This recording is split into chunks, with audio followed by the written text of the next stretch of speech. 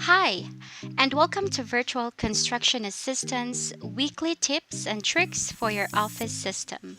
Our tip for today is about completing and setting up follow up and reminder when receiving email in Outlook.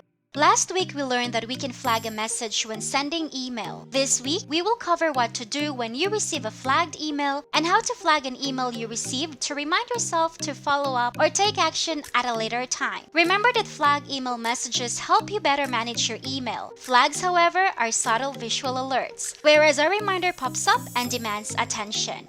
In this example, I receive a flagged email. Notice that the red flag and the flag text displays in the info bar. The email sender set it up to follow up and remind me of my action item that I need to complete before the due date.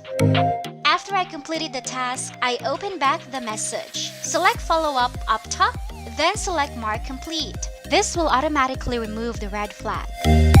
In this next example, I receive an unflagged important email and I would like to manually set up follow-up and reminder for myself. Here's how. On the upper right-hand side, select follow-up. Select when you want to follow up and select custom. Set the start and due date. Enable reminder and see the date and time. Click OK.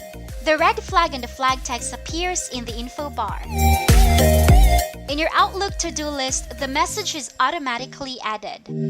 When it is due, a reminder pops up. Just go ahead and complete the task, then mark it as complete. Whenever you want to follow up and remind yourself from the email you received, use Outlook Follow Up. Set it. You surely won't forget it.